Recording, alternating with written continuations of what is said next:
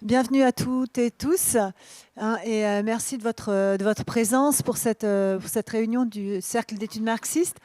Donc, on a un petit quart d'heure de retard, donc on va commencer tranquillement. Donc, c'est le lendemain du 8 mars, ça semblait important peut-être d'avoir une discussion et une réflexion qui reviennent sur d'où vient finalement cette date dont on entend parler aujourd'hui. C'est devenu la Journée internationale pour les droits des femmes. Pendant des années, un certain nombre disaient c'est la journée de la femme. Ça ne vous aura pas, tout le monde se souvient avec bonheur de cette moment où il fallait à chaque fois rappeler que non, en fait, c'est pas la journée de la femme, et la journée de la revendication pour les droits des femmes, et de toutes les femmes, journée internationale. Alors revenir sur l'origine de cette journée, et en particulier sur une origine au sein du mouvement ouvrier et des enjeux qu'elle a pu porter. Voilà, donc Aurore Coquelin nous fait le plaisir d'être là ce soir pour en parler. Donc sans attendre, je vais lui passer la parole. Et donc, on vous propose un temps d'abord de présentation, et qui sera suivi d'un temps de débat, où on prendra les interventions pour discuter de tout ça. Voilà, écoutez, merci à vous. Parfait.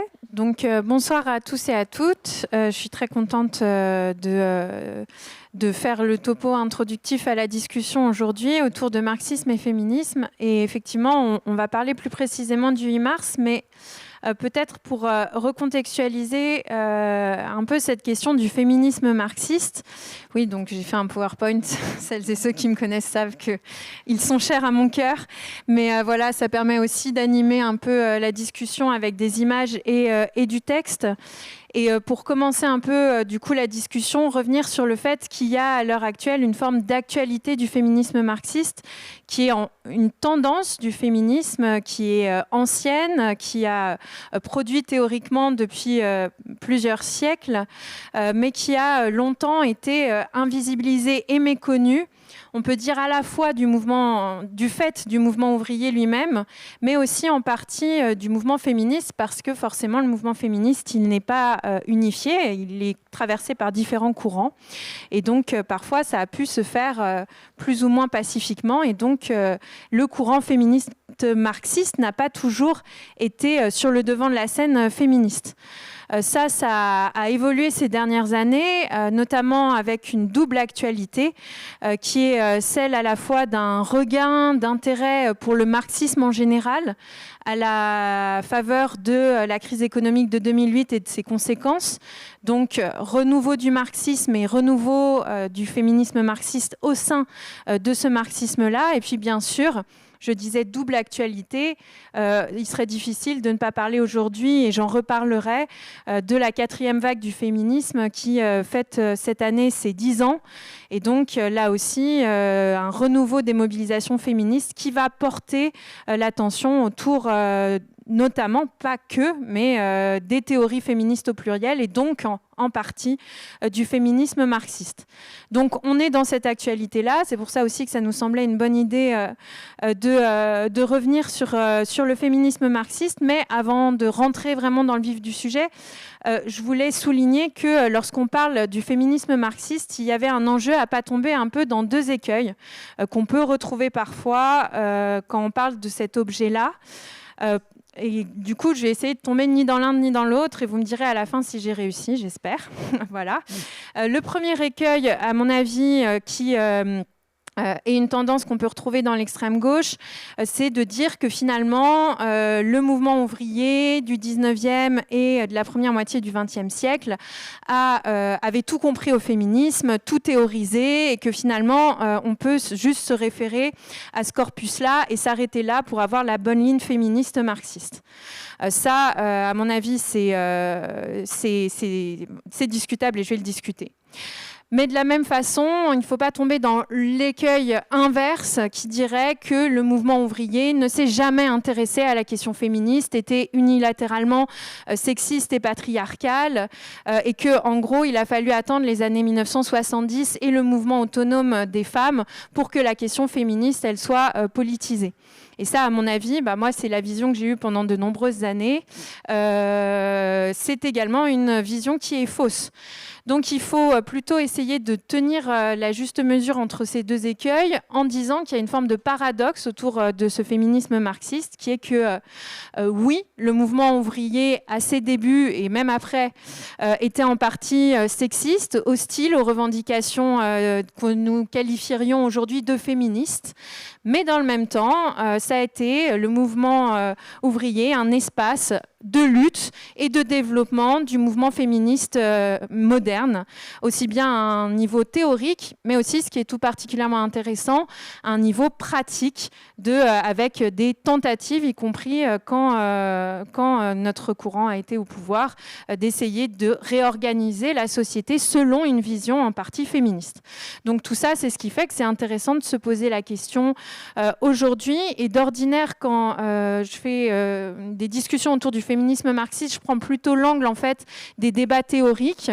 Mais comme on a organisé cette formation pour le 8 mars, comme le disait Cathy en introduction, on s'est dit que finalement, une autre façon de poser la question aujourd'hui du féminisme marxiste, c'était de revenir plutôt sur l'aspect historique, en posant la question de pourquoi le 8 mars, d'où est né le 8 mars, et donc comment le féminisme marxiste a-t-il contribué à l'émergence de cette date, et comment est-ce qu'il y contribue encore aujourd'hui, parce que l'idée du coup de ce petit topo introductif, c'est d'abord de revenir sur l'aspect historique de la question, mais ensuite d'ouvrir notamment en conclusion avec l'actualité aujourd'hui, le 8 mars, et puis faire le bilan de ce 8 mars 2025, et j'espère que ça lancera aussi la discussion. Voilà, donc dans un premier temps, revenir plus sur la partie historique, sur le 8 mars historique, mais toujours dans cette volonté d'interroger les rapports entre féminisme et marxisme, mouvement féministe et mouvement ouvrier. En reprenant en fait un peu du début de l'organisation du mouvement ouvrier et en se posant la question en quelque sorte de finalement ce mouvement ouvrier qui est en train de se développer au 19e siècle, de se structurer notamment en international, comment est-ce qu'il a adopté ou non les revendications féministes ou en tout cas les revendications autour de l'égalité entre hommes et femmes. La première chose à noter, c'est qu'au départ, la revendication autour de l'égalité économique entre hommes et femmes n'était pas du tout gagnée. Et c'est une première internationale, l'Association internationale des travailleurs, très largement influencée par la section française et notamment par la figure de Proudhon, qui était malheureusement un antiféministe notoire, que du coup en 1866, l'AIT, en non-mixité masculine, vote à son premier congrès une motion contre le travail des femmes, donc allant plutôt dans le sens d'une protection du travail masculin par rapport au travail féminin qui était perçu comme une façon par les patrons de casser le droit du travail en employant des femmes sur des salaires moins grands, moins élevés, etc. Et donc l'AIT, au départ, vote contre le travail des femmes. Donc, à ce niveau-là, la revendication n'allait pas du tout de soi. De l'autre côté, concernant l'égalité des droits politiques, qui va être du coup la grande revendication de ce qu'on a appelé la première vague du féminisme au tournant du 19e et du 20e siècle, là aussi, au départ, elle n'est pas du tout reprise par le mouvement ouvrier. Il faut se souvenir, notamment dans le cas de la France, que en fait, les femmes sont exclues de la citoyenneté dès la Révolution française, dès 1789. Et par la suite, en fait, tout au cours du 19e siècle, on reste sur cette ligne-là. Par exemple, au moment de la Commune, pour le coup, il n'y a pas de remise en question profonde de l'exclusion des femmes de l'égalité des droits politiques. Le Conseil de la Commune, le 26 mars, est élu au suffrage universel masculin. Les femmes ne peuvent ni voter, ni se présenter aux élections. Donc en réalité, l'évolution va être lente et progressivement s'accélérer. Et dans un premier temps, ce qui va évoluer le plus rapidement, c'est sur la question économique. Sur la question économique, dès la fondation de la Deuxième Internationale en 1889 au Congrès de Paris, je ne sais pas si on voit bien du coup la slide, la Deuxième Internationale revient en fait sur la prise de position de la Première Internationale et cette fois-ci décide de revendiquer l'égalité économique et d'en faire sa mesure phare, lapsus révélateur, à l'égard des femmes. Et à ce moment-là, ce qui est intéressant, c'est que par ailleurs, l'égalité économique ne mène pas immédiatement le mouvement ouvrier à se positionner pour l'égalité politique. En fait, c'est même plutôt l'inverse. Il y a une mise en opposition à ce moment-là entre les deux revendications. Et l'égalité économique est un peu mise en avant comme étant la mesure du mouvement ouvrier par opposition à l'égalité politique. Clara Zetkin, par exemple, qui est une figure qu'on va beaucoup revoir aujourd'hui, défend l'égalité économique contre l'égalité politique. Qu'est-ce qu'elle dit à ce moment-là? Donc rapidement, parce que le temps presse. Mais quand même, je trouvais ça important de redonner la voix aussi aux actrices de l'époque. Elle dit, à cette occasion-là, nous n'attendons pas notre pleine émancipation de l'obtention des droits politiques. Les pays dans lesquels existe le suffrage dit universel, libre et direct, nous montrent qu'en réalité, il ne vaut pas grand-chose. Le droit de vote sans liberté économique n'est ni plus ni moins qu'un chèque sans provision. Si l'émancipation sociale dépendait des droits politiques, la question sociale n'existerait pas dans les pays où est institué le suffrage universel. L'émancipation de la femme, comme celle de tout le genre humain, ne deviendra réalité que le jour où le travail s'émancipera du capital. Donc là, on a vraiment une construction des revendications féministes autour des enjeux économiques par opposition aux enjeux politiques. Mais ça, en réalité, cette position-là va être amenée, là aussi, à évoluer relativement rapidement, notamment sous la pression du développement de la première vague du féminisme autour de la revendication phare du droit de vote des femmes. Ça va percuter en fait doublement le mouvement ouvrier. D'une part, parce que voilà, ça interroge quand même cette question politique centrale de l'égalité des droits, et d'autre part, le mouvement ouvrier perçoit le mouvement féministe en train de se développer autour de cette première vague comme un mouvement féministe essentiellement bourgeois et entretient en fait une forme de rivalité avec lui et donc va être amené à se repositionner. Et en réalité, cela va assez rapidement puisque, en l'occurrence, le discours de Zetkin a lieu en 1889 et quelques années après, toujours là en Allemagne, se développe au sein du parti un département des femmes, puis au sein de l'Internationale, un bureau féminin international et surtout, Clara Zetkin va devenir rédactrice en chef d'un journal qui vise spécifiquement à politiser les femmes autour du parti. Et Clara Zetkin va en devenir la rédactrice en chef. Le journal, c'est Die Gleichheit, désolée pour mon non-accent allemand, qui veut dire l'égalité. Et Clara Zetkin va se fixer un triple objectif autour de ce journal qu'il est intéressant de redire. Premier objectif important, ça doit être un organe de formation pour les camarades qui sont au premier rang de la lutte, c'est-à-dire les femmes. Il va s'agir avant tout de les former, de faire des comptes rendus des luttes, de développer une pensée autour des droits des femmes. Deuxième objectif, c'est que ces camarades qui sont au premier plan de la lutte, qui sont si importantes dans les luttes sociales, se placent clairement sur le terrain de la social-démocratie, c'est-à-dire sur le terrain du Parti communiste allemand. Et enfin, troisième point, et là c'est intéressant parce qu'on voit justement l'effet un peu de rivalité, mais qui va dans un sens, je dirais, positif pour le mouvement ouvrier avec le mouvement féministe qui est en train de se développer. L'idée aussi, c'est que ces camarades ne se laissent pas contaminer par le mouvement féministe bourgeois et donc se rattachent clairement à une optique de classe.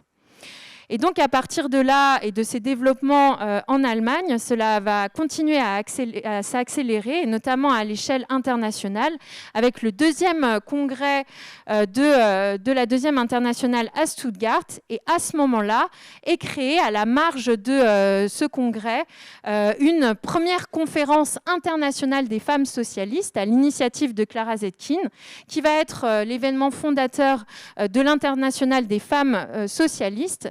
Et en fait, dans ce cadre-là, va être portée l'égalité des droits politiques, aussi bien donc du coup auprès de la deuxième internationale qu'auprès de cette internationale des femmes socialistes.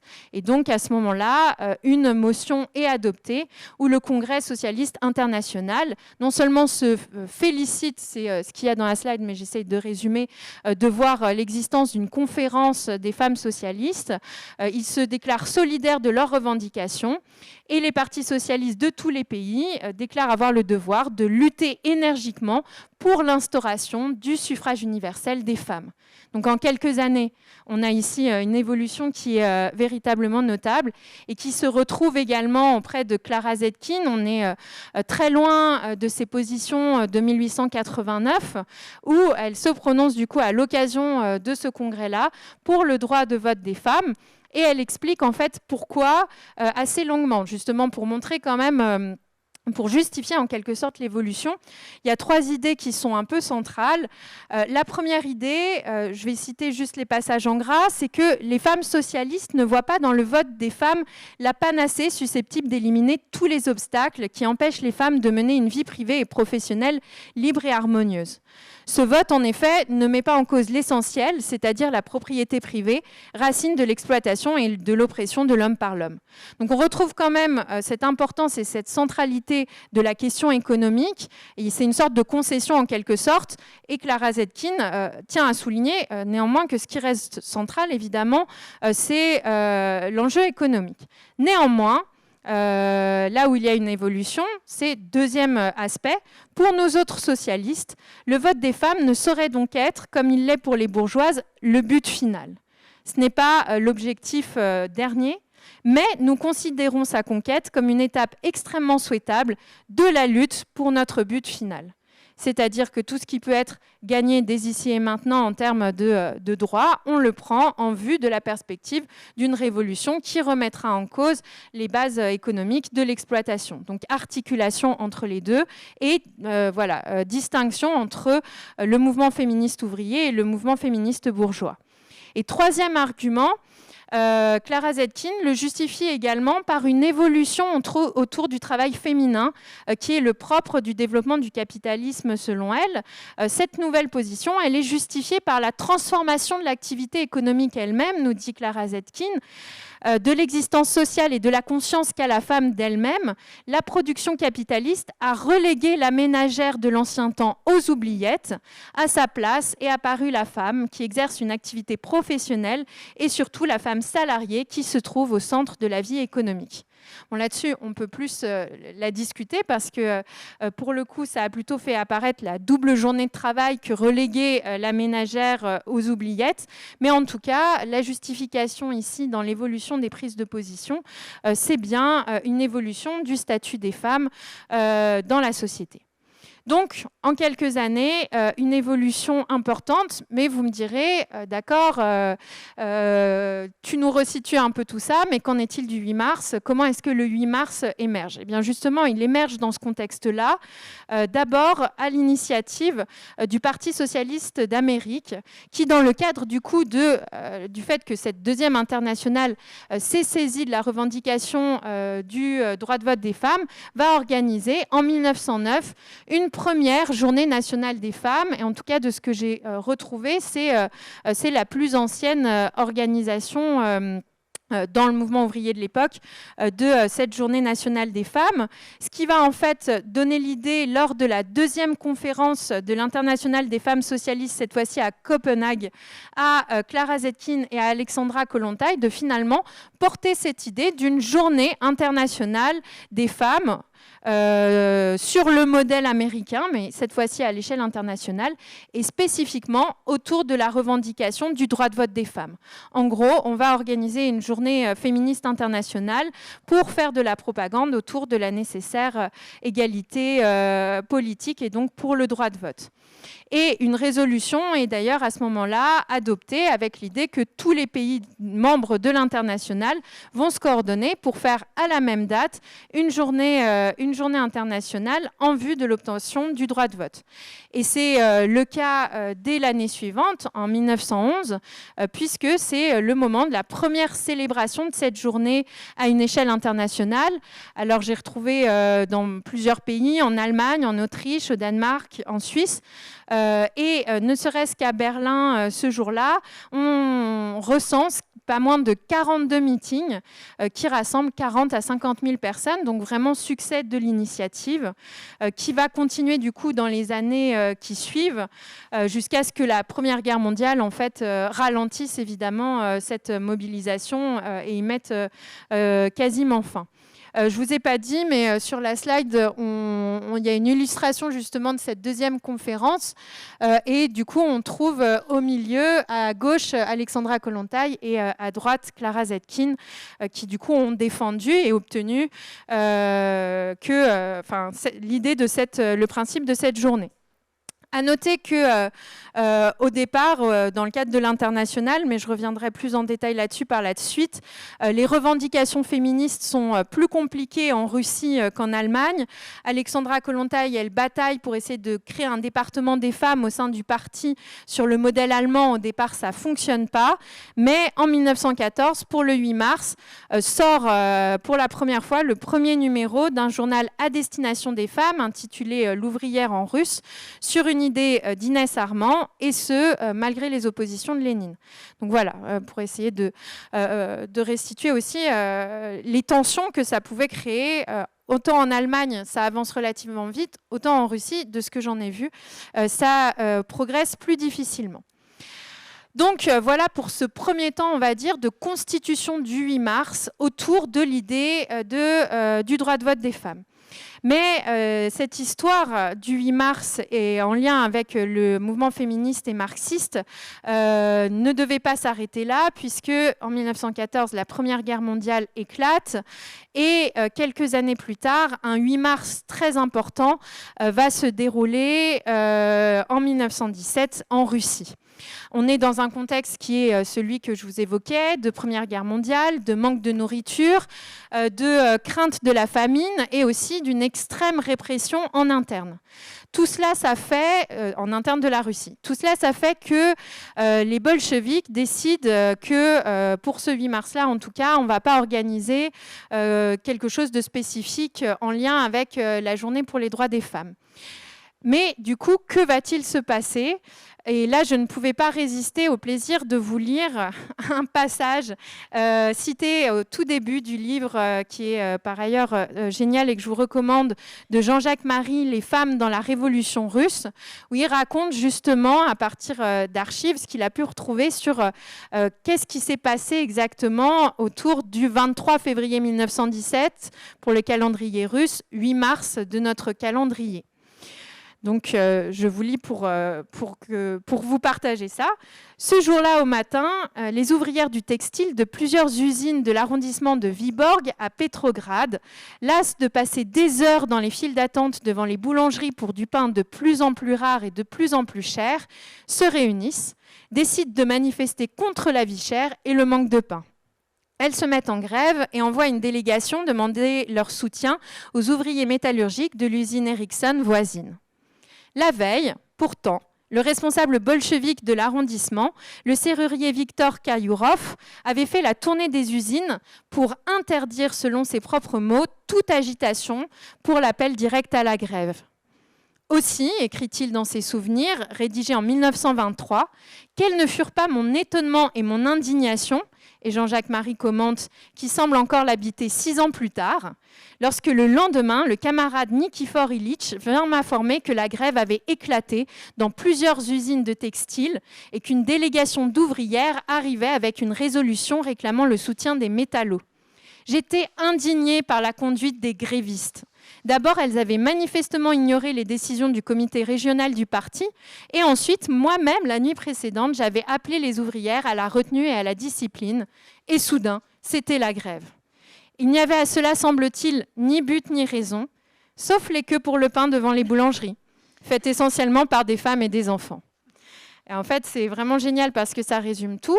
En fait, c'est le début de la révolution russe, qui n'avait pas été prévue ni souhaitée au départ par les bolcheviks, en tout cas par ce témoin historique-là. Donc, on peut faire plusieurs constats. Le caractère spontané des révolutions, bien sûr, mais aussi et surtout, ici, dans ce contexte précis, la centralité dans les révolutions, très souvent, du rôle des femmes. Mais pourquoi ? Parce que c'est celles qui ont à charge, dans nos sociétés, ce qu'on appelle de plus en plus aujourd'hui la reproduction sociale, c'est-à-dire la reproduction de la vie, la reproduction des travailleurs et des travailleuses, la reproduction de la force de travail. Et du coup, ce n'est qu'une question de pain et de faim, mais c'est une question qui est essentielle, qui paraît peu essentielle à notre témoin historique, mais qui l'est en fait, puisqu'il s'agit là d'une question de survie, de reproduction de la famille, de la communauté, et que c'est bien leur assignation à ce travail reproductif-là qui est la base matérielle de l'oppression des femmes, et qui fait qu'en fait, historiquement, les femmes se retrouvent très souvent au centre des mobilisations pré-révolutionnaires, ou des révolutions, notamment en lien avec des crises de la reproduction sociale, et notamment quand il y a des émeutes liées à la faim. Par exemple, la Révolution française de 1789 commence par une marche des femmes sur Versailles pour protester contre le prix du pain. De la même façon, un peu en décalé, alors là on n'est pas autour d'émeutes liées à la faim, mais on est vraiment autour de l'assignation au travail reproductif. En 1871, à Montmartre, ce sont les femmes, parce que ce sont les premières réveillées, parce qu'elles vont chercher du pain et du lait, qui découvrent en premier la tentative de récupérer les canons de Paris et qui du coup réagissent, empêchent cette tentative, arrêtent les gardes nationaux qui n'arrivent pas à tirer et qui finalement fraternisent, et c'est le début de la Commune. Et là encore, les femmes se retrouvent en première ligne pour la même raison que, en fait, elles ont à charge la reproduction sociale et que voilà, du coup, elles sont dans cette première ligne-là. Bref, toujours est-il que cette anecdote que je trouvais intéressante et qui résume bien tout, montre à la fois le caractère central des femmes dans les processus révolutionnaires et puis là, en l'occurrence, eh bien, explique un peu le caractère tournant du 8 mars. C'est avec le 8 mars 1917, en fait, que le 8 mars devient... pour le mouvement ouvrier, une date à commémorer. Elle va devenir une date importante au sein de l'internationale communiste et puis, à terme, plus largement, c'est la date qui va être reprise. Mais pour terminer ce petit panorama historique, je ne pouvais pas arriver au 8 mars 1917 et m'arrêter là parce que ce que je disais en introduction, c'est que ce qui était intéressant aussi dans le féminisme marxiste, bon, là j'ai essayé de montrer toutes les contradictions entre reprendre les revendications féministes, se délimiter du féminisme bourgeois, et j'ai montré cette histoire un peu ambiguë. Mais ce qui est intéressant dans le féminisme marxiste, c'est aussi cette tentative de penser une organisation sociale différente et donc de remettre en question les fondements de ce qui fait l'oppression des femmes dans nos sociétés. Et donc, ce 8 mars 1917, c'est aussi le début d'un bouleversement de fond en Russie pour essayer de réorganiser la société en partie selon des principes féministes. Alors, dès le départ, le gouvernement provisoire accorde le droit de vote aux femmes dès mai 1917. Après la Révolution d'octobre, Alexandra Kollontai devient commissaire du peuple à l'assistance publique et donc l'une des premières, voire la première femme ministre au monde. Et donc, elle va avoir pour tâche d'essayer d'appliquer en partie le programme féministe de son parti et de l'Internationale, et donc de réfléchir à comment est-ce qu'on peut concrètement saper les bases de l'oppression des femmes dans nos sociétés. Elle se met en fait dans la continuité des intuitions d'Engels qui avait bien situé les origines de l'oppression des femmes dans leur assignation à la famille et à ce qui n'était pas encore appelé à l'époque le travail reproductif. Donc, il s'agissait pour Alexandra Kollontai et pour les féministes marxistes de son temps d'essayer de réorganiser ce travail reproductif. Sachant que, on l'a vu avec Zetkin, il y avait une vision du travail reproductif qui était spécifique. Zetkin disait qu'il était en passe de disparaître. Kollontai, ce qu'on voit dans les écrits qu'on a d'elle de l'époque, c'est une vision essentiellement négative du travail reproductif et des tâches domestiques en général. Je vous ai mis sur la slide un texte de 1918, La famille et l'État communiste. On voit bien justement la vision qui est développée à ce moment-là autour de la reproduction sociale. Et c'est la dernière fois que je lis un texte. Tout va bien. Travaux pénibles, épuisants, ils absorbent tout le temps et toutes les forces de la travailleuse qui doit encore fournir des heures de travail dans une fabrique. Ces travaux ne créent pas de nouvelles valeurs, ils ne contribuent pas à la prospérité du pays. La femme ménagère aurait beau passer du matin au soir à nettoyer son pauvre logement, à laver et à repasser son linge, à se consumer en efforts incessants pour tenir en ordre ses vêtements usés. Elle aurait beau s'évertuer à préparer avec les modestes provisions dont elle dispose les mets qui lui plairaient. Quand même, à la tombée de la nuit, il ne resterait de son labeur du jour nulle trace matérielle et elle n'aurait créé par ses mains infatigables rien qui constitue une valeur sur le marché commercial. La femme ménagère vivrait elle-même 1000 ans, que pour elle recommencerait toujours le même travail. Donc ici, on a deux éléments dans la vision en fait, de l'époque de ces tâches et du coup de la reproduction sociale. Premier élément, ce sont des tâches qui ne créent pas de valeur parce qu'elles ne sont pas sur le marché. Donc, c'est des tâches qui sont perçues en quelque sorte comme inutiles. Et deuxième élément, le caractère répétitif de ces tâches qui fait qu'elles ne sont jamais terminées et qu'on les recommence toujours à zéro. Et donc, le but principal, ça va être de les supprimer au maximum. Et cela va passer notamment par la destruction de la famille, non pas entièrement en tant qu'unité familiale, mais en tant qu'unité économique de la société. Et ça va passer notamment par deux choses. Première chose, une remise en question des bases de la famille bourgeoise, avec la suppression du mariage religieux, la simplification des procédures de divorce, qui peuvent être demandées du coup à présent juste à la demande d'un des deux conjoints et indépendamment du sexe. Ça va passer aussi par l'instauration d'un nouveau code de la famille qui va reconnaître les enfants illégitimes, c'est-à-dire nés hors mariage au même titre que les autres. Ce nouveau code de la famille fixe également en fait, des devoirs des parents envers leurs enfants, quels qu'ils soient, et laissant la possibilité aux enfants également de prendre le nom de famille de n'importe lequel de leurs deux parents. Et puis, cette remise en cause de la famille va être un peu parachevée par une des mesures les plus connues du gouvernement, en l'occurrence la légalisation de l'avortement en 1920, qui fait de la Russie le premier pays au monde à légaliser l'avortement. Donc, premier aspect dans cette destruction de la famille communauté économique, vraiment remettre en question les bases de ce qui faisait la famille bourgeoise dans la société bourgeoise. Deuxième aspect, eh bien, justement, ce travail reproductif dont on a vu la vision développée par Alexandra Kollontai, il va s'agir de en saper également les bases par des tentatives de socialisation du travail reproductif. Il va s'agir en fait de sortir le travail reproductif du cadre de la famille et au maximum le dégenrer en mettant en place des formes de ménage collectif, de restaurants publics et de cuisine centrale, de lavoirs centraux pour laver le linge, de prise en charge de l'éducation et de l'entretien des enfants qui soient davantage collectifs et moins centrés autour de la famille. On a un témoignage de ces tentatives-là dans un texte d'Alexandra Kollontai de 1921, Révolution de la vie quotidienne, où justement elle revient sur les tentatives de mise en place de cette socialisation du travail reproductif qui est difficile dans un contexte de guerre civile, mais où il y a quand même des tentatives qui ont été faites à ce moment-là.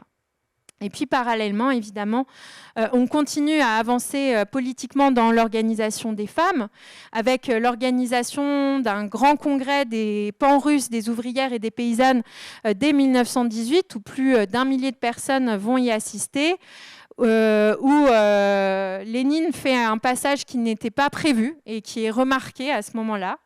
Et on décide donc de créer des commissions qui vont être dédiées au travail des femmes pour améliorer cette dimension-là. Et puis en 1919 est enfin créé, donc de nombreuses années après l'Allemagne, un département pour le travail parmi les femmes, le Genotdel, qui va être dirigé d'abord par Inès Armand, mais qui va décéder l'année d'après et qui va être repris après par Alexandra Kollontai. Donc on a toutes ces évolutions qui ont lieu, en tout cas pendant les premières années de la Révolution russe. Néanmoins, encore une fois, comme je vous l'avais dit, j'essaye de marcher sur la corde raide entre deux écueils. Et il faut noter que tout ça, ça ne s'est pas fait en un claquement de doigts, de façon facile, et ça n'avait en réalité rien d'automatique. L'ouvrage qui revient bien sur les difficultés auxquelles se sont confrontées Alexandra Kollontai et les féministes bolcheviques, c'est un ouvrage paru récemment aux éditions La Fabrique que je vous recommande. Kollontai, défaire la famille, refaire l'amour, par Olga Bronikova et Mathieu Renaud, et où ils reviennent sur les difficultés de la mise en œuvre de cette politique-là. Alors, au moment de 1917, mais en fait, l'ouvrage est beaucoup plus large et montre toutes les difficultés que traverse Kollontai à défendre une politique féministe en réalité dans le parti bolchevique. Mais là, je me centre juste sur ce moment-là. Où en fait, dès le début, dès 1918, une forme de panique traverse la société avec des fausses rumeurs notamment des rumeurs de collectivisation des femmes, que les bolcheviks voudraient pousser la socialisation des tâches reproductives jusqu'à collectiviser, socialiser les femmes elles-mêmes. Résultat, toute une partie du parti essaye de freiner les tentatives de réorganisation de la reproduction sociale, justement par crainte de donner davantage de place à cette rumeur-là. Le Genotdel dont je vous ai parlé à ses débuts, là aussi, est moqué. Il est surnommé le département, non pas des femmes, mais des bonnes femmes. Toujours, je m'appuie sur l'ouvrage. Et puis, d'une façon générale, le terme de féminisme est toujours vécu comme une forme d'accusation. Donc, Alexandra Kollontai et le Genotdel sont accusés de féminisme. Et le terme, en fait, renvoie à deux idées, ce qui explique le rejet du terme à ce moment-là. Première idée, l'idée d'un séparatisme. Le féminisme serait forcément séparatiste, ce qui irait contre une politique de classe. Et deuxième idée, le féminisme, à cette époque-là, renvoie encore dans l'imaginaire de cette partie du mouvement ouvrier, en tout cas, au féminisme bourgeois. Et est synonyme, en fait, d'une tendance bourgeoise et du coup n'est pas repris à leur compte par le mouvement ouvrier à cette époque-là. Mais plus globalement, ce que disent l'auteur et l'autrice de l'ouvrage, c'est que deux conceptions des revendications et de la politique féministe s'opposent à ce moment-là dans le parti bolchevique et qui expliquent en fait ces réticences. Et pourquoi est-ce que je les cite ? Parce que ces deux conceptions qui coexistent encore aujourd'hui dans le mouvement social. Première vision, c'est finalement une vision un peu instrumentale. On fait du féminisme et on fait un département pour le travail parmi les femmes comme un moyen d'avoir un organe de recrutement pour le communisme. Et on a une vision assez instrumentale du féminisme. Et ça, ce n'est pas la vision qui est défendue par les féministes bolcheviques qui, en fait, considèrent que les revendications féministes et le fait de développer des structures en propre féministes au sein du parti, au sein de la société, etc., c'est parce qu'on défend une auto-organisation des femmes et on défend, en fait, un véritable programme féministe sans cette dimension instrumentale-là. Et c'est un peu ce conflit qui se cristallise, notamment autour de l'enjeu du terme féministe. Bref, quoi qu'il en soit, voilà, on a des avancées qui sont impressionnantes, mais ça ne se fait pas sans heurts. Et puis surtout, malheureusement, et j'en terminerai là pour le retour historique, mais heureusement, on aura une conclusion qui sera un peu moins triste. Malheureusement, ces expérimentations, ces évolutions vont venir se heurter à la contre-révolution stalinienne, qui est aussi une contre-révolution féministe, enfin anti-féministe en l'occurrence, puisque en fait tout un ensemble de mesures vont revenir en arrière par rapport aux avancées du début de la Révolution, Le génode d'Elle est liquidé en 1930. En 1936, le droit à l'avortement qui avait été obtenu en 1920 est retiré. L'avortement est de nouveau interdit en URSS. Alexandra Kollontai est éloignée avant la période stalinienne en raison de ses oppositions avec le parti, mais par ailleurs, elle est maintenue éloignée parce qu'elle est lancée dans une carrière diplomatique où elle est en fait tout simplement hors de l'URSS et du coup ne peut pas protester ou mener une politique de défense des acquis féministes. Voilà. Et puis le dernier aspect, c'est le développement, après tout ça, d'une politique nataliste très forte en URSS. Pour l'illustrer, je vous ai mis sur la slide 2 affiches des années 40 et 50 où on voit bien cette politique nataliste avec la glorification de la figure de la mère et de la nécessité d'avoir des enfants parce que c'est le bonheur de la famille et l'avenir de la nation. Pourquoi est-ce que j'insiste là-dessus? Parce que ça explique aussi pourquoi, lorsqu'en France, dans les années 50 et notamment en 1955, est lancé le débat autour de la légalisation de la contraception, eh bien pourquoi à ce moment-là, le Parti communiste français, largement stalinisé, s'opposera totalement à la contraception, et notamment la personne de Jeannette Vermèche, qui déclarera en 1956 à l'Assemblée que depuis quand les femmes travailleuses réclameraient le droit d'accéder aux vices de la bourgeoisie? Jamais. Donc ça, en parlant de la contraception, c'est évidemment dans la poursuite de cette contre-révolution anti-féministe. Voilà pour le retour historique. J'ai bientôt fini, mais je ne voulais pas qu'on s'arrête là parce que ça allait être quand même un peu trop déprimant. Donc en ouverture, le 8 mars aujourd'hui, heureusement, on connaît un renouveau avec une nouvelle vague du féminisme qui va placer sur le devant de la scène de nouveau le 8 mars. On voit que le 8 mars, en fait, il est porté tout particulièrement quand il y a des mouvements sociaux et des mouvements féministes d'ampleur. Et c'est le cas aujourd'hui, puisqu'on a une nouvelle vague qui s'est développée depuis maintenant 10 ans, puisqu'on fête les 10 ans en fait, des débuts de cette 4e vague, qui a commencé en 2015 suite à un féminicide en Argentine. Là naît une première manifestation, Ni Una Menos, qui va en fait lancer un mouvement d'ampleur dans toute l'Amérique latine et qui va en fait progressivement non seulement être repris, notamment en Europe, en Italie avec la création de Non Una di Meni, mais qui va aussi développer de nouvelles revendications. Je vais vite parce que c'est une histoire qui est quand même plus connue. Donc lutte contre les féminicides, mais aussi lutte pour la légalisation de l'avortement, puisque progressivement Ni Una Menos se met à revendiquer le droit à l'avortement et après une lutte véritablement acharnée sur plusieurs années, réussit à arracher le droit à l'avortement, qui est aussi arraché au Mexique et en Colombie. Donc une nouvelle vague féministe qui connaît des victoires d'importance. Nous, on la connaît plus pour le mouvement MeToo qui se développe dans la continuité, dans un contexte qui nous rappelle aussi aujourd'hui, qui est c'est ce que j'ai mis sur la slide, des Women's March contre Trump. Et dans ce contexte-là, naît la dénonciation sur les réseaux de Harvey Weinstein, le hashtag MeToo, qui va du coup avoir des répercussions là à l'échelle internationale, toucher y compris la France, et ancrer durablement la lutte contre les violences sexistes et sexuelles comme étant centrale dans la 4e vague. On l'a vu en Argentine, on le voit avec MeToo, et ça continue aujourd'hui. Ça nous mène finalement à cette question du 8 mars, dans ce cadre-là d'une lutte pour la fin des VSS et pour le droit à l'avortement et l'obtention de nouveaux droits féministes, se développe une arme centrale qui va être celle de la grève féministe.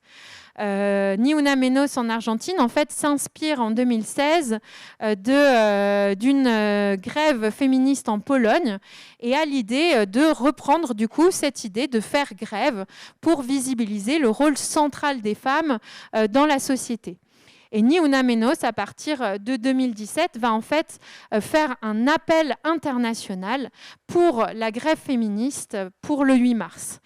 Et le fait qu'il y ait cet appel va faire qu'un certain nombre de pays vont y répondre, et ça va permettre aussi de construire la nouvelle vague féministe dans tout un tas de nouveaux pays, notamment européens, en Italie, en Espagne, en Suisse et en Belgique. Bref, on le voit, le 8 mars redevient ces dernières années une date clé centrale des mobilisations féministes et de leurs revendications spécifiques. Ça m'amène vraiment à mon dernier point et à ma conclusion qui lancera le débat. En ces 10 ans de Ni Una Menos, qu'est-ce qu'on peut dire de ce 8 mars 2025 ? Quelle est la conclusion un peu qu'on peut commencer à en tirer ? Et puis je pense qu'on en discutera dans la salle. Par rapport à 2015, la situation, évidemment, elle a évolué et ce serait absurde de dire le contraire, avec une montée de l'extrême droite à l'échelle internationale, une prise de pouvoir dans de nombreux pays par cette extrême droite. Ont été commentés beaucoup ces derniers temps le fait que l'extrême droite avait un discours très fort autour du genre et des sexualités, avait un discours très articulé sur la question.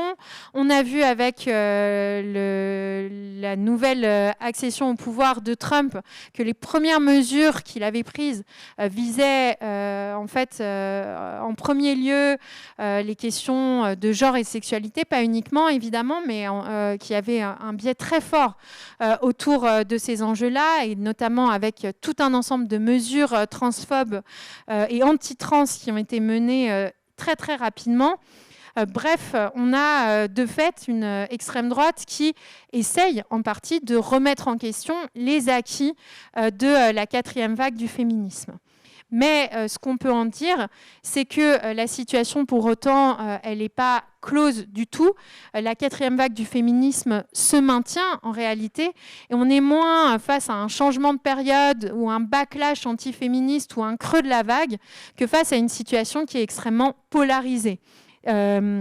Parce que la 4e vague continue à lutter, que ce soit sur les réseaux sociaux, et je vous conseille cet excellent documentaire du NPA, l'anticapitaliste, sur justement l'utilisation par les féministes américaines de TikTok pour lutter contre l'extrême droite, les masculinistes, et pour rendre possible le fait de continuer pour les femmes à avorter, y compris celles qui sont dans des États qui ont rendu impossible le fait d'avorter, notamment en organisant à une échelle internationale le soutien, et entre les États américains et avec le Canada. Bref, donc je vous conseille cette vidéo qui est très bien et qui revient là-dessus. Mais de la même façon, en Argentine, où Milei est au pouvoir, on a eu le 1er février dernier une immense manifestation contre ces propos antiféministes et homophobes pour justement maintenir une pression très forte. Et puis, nous-mêmes en France, on a vu que le succès de ce 8 mars, avec 120 000 personnes dans la rue à Paris, démontre encore une fois le fait que le mouvement féministe reste d'ampleur. Et donc, on peut véritablement parler d'une forme de polarisation qui se retrouve d'ailleurs dans les enquêtes. C'est ce que j'ai mis sur la slide. Le Haut Conseil à l'égalité entre les femmes et les hommes a intitulé son dernier rapport, qui date de janvier 2025, à l'heure de la polarisation, donc reprenant cette analyse et en disant que surtout chez les jeunes, les femmes sont de plus en plus féministes et les hommes de plus en plus masculinistes. Donc on retrouve cette polarisation également dans les enquêtes. Donc pour conclure, dans ce contexte-là, l'enjeu de notre 8 mars 2025, c'était de l'ancrer dans la lutte contre l'extrême droite, évidemment. Et les responsabilités qui se posent pour le mouvement féministe sont très grandes, puisqu'on a une extrême droite qui est forte, mais on a aussi un mouvement féministe qui ne se laisse pas faire. Et donc, au mouvement féministe de continuer à construire la grève féministe contre l'extrême droite, bien sûr pour le 8 mars, mais également au-delà. Et du coup, je m'arrêterai là pour laisser la place à la discussion. Merci pour votre attention.